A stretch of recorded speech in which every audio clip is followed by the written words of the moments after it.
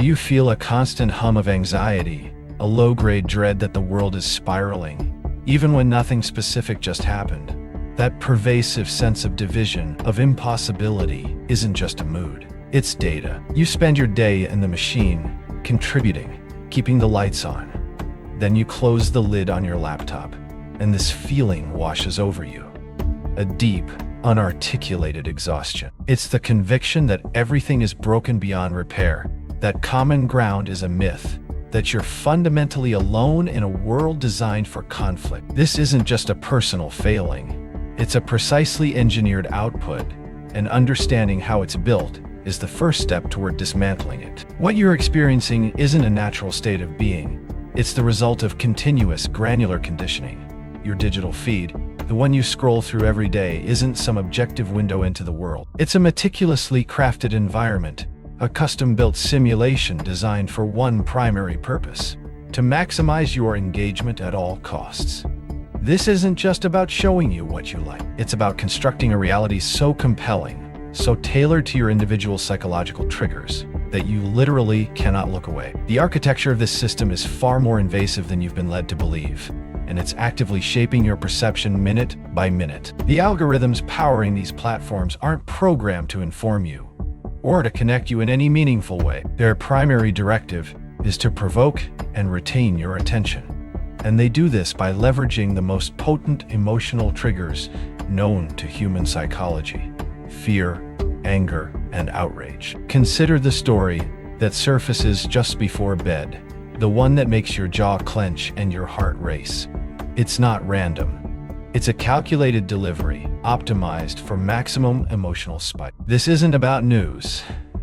It's about neurochemical hijacking, designed to keep you returning, seeking that next hit, even if the hit leaves you feeling depleted and furious. Every scroll is a data point, feeding a system that perfects its grip on your emotional state. Content is prioritized and amplified within this system, not for its veracity, nor for its utility, but solely for its capacity to generate a reaction. Think of the outrage cycles that sweep across your feed, pulling you into arguments you didn't ask for, or the constant stream of dire warnings about impending collapse.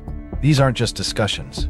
They're engineered stimuli. The algorithms learn precisely what kind of content makes sure you stop scrolling, what ignites your specific brand of indignation or fear. This locks your attention into a continuous feedback loop, where your reactions become the fuel, ensuring you're served more of the same, deeper into the rabbit hole. It's a self-perpetuating cycle, designed to keep your focus trapped, perpetually reacting. Many believe this is simply about filter bubbles or echo chambers, that you're just seeing more of what you already agree with. This is a head fake. The mechanism runs far deeper than mere content curation. This system doesn't passively create a bubble around you. It actively calibrates your internal operating system. It granularly adjusts your perception of danger, your sense of hopelessness, and your belief in division, moment by moment. It's building a unique, personalized reality around your precise distress profile. Two people, side by side, can be fed fundamentally different perceived truths about the state of the world, shaping not just their opinions, but their very emotional baseline, creating the illusion of a reality that is entirely their own. The result of this granular calibration is not just divergent opinions.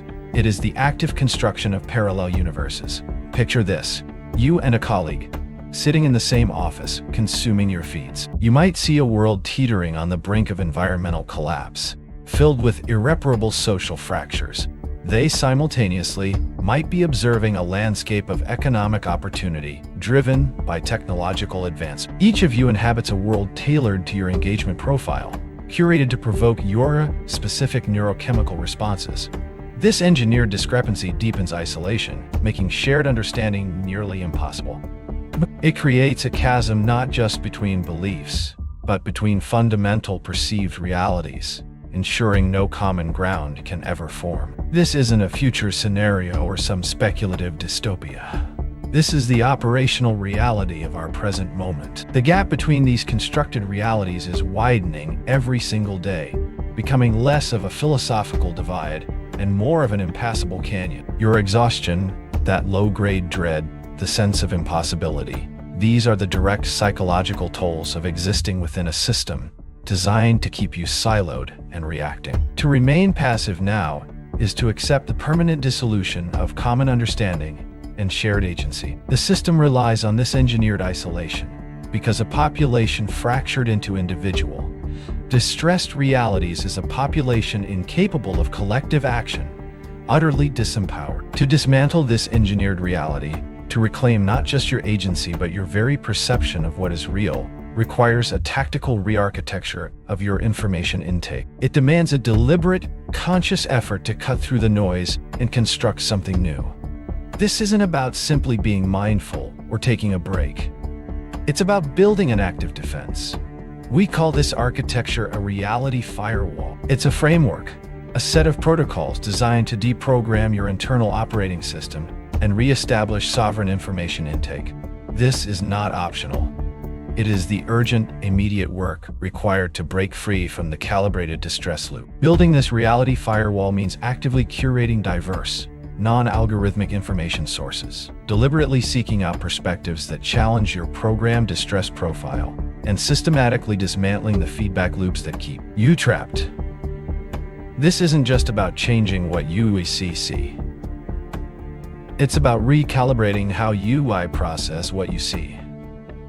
It's about recognizing the subtle mechanisms of control and consciously opting out of their extraction loops. This process is how you begin to see the architecture they've hidden in plain sight, and how you start to piece together a reality based on verifiable data, not engineered emotional triggers. The path to sovereignty begins with this critical step, and the urgency is now. This isn't just about changing what you read. It's about re-engineering the very lens through which you perceive reality. The system has installed an internal operating system, calibrated to keep your emotional baseline unstable. Your exhaustion is not a personal failing. It is a calculated output.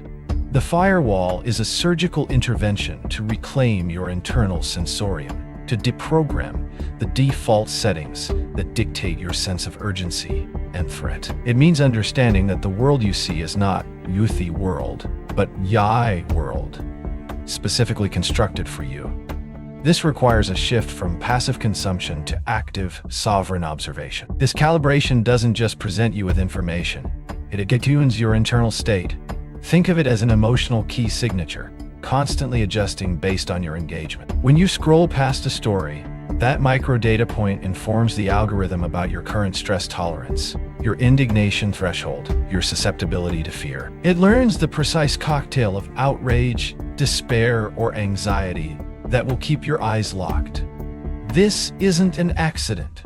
It's an active, ongoing emotional conditioning designed to maintain a profitable state of low-grade distress. Your perception of global collapse, the immediacy of every conflict, the pervasive sense of dread, these are not merely reflections.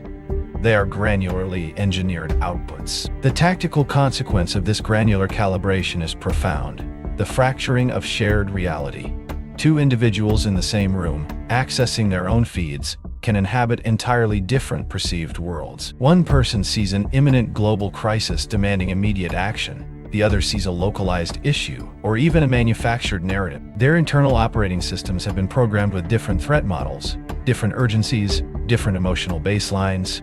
This deliberate divergence makes collective understanding, shared purpose, or coordinated action nearly impossible. It ensures you remain isolated within your personalized perception of collapse, unable to connect meaningfully with those whose realities have been calibrated different. To begin dismantling this engineered reality, your first tactical move is source denormalization.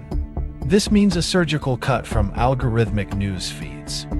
Stop allowing an unseen operator to dictate your exposure to global events. Seek out direct, non-aggregated sources.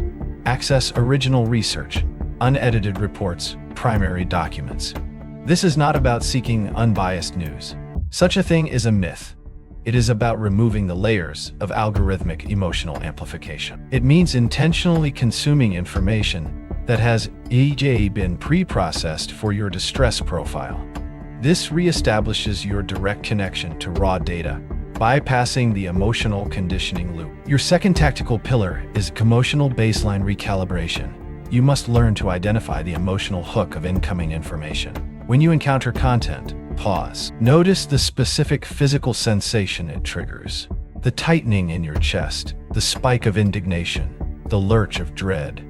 This is the system attempting to activate a programmed response. Deliberately seek out narratives, analyses, or historical contexts that not immediately trigger these sensations.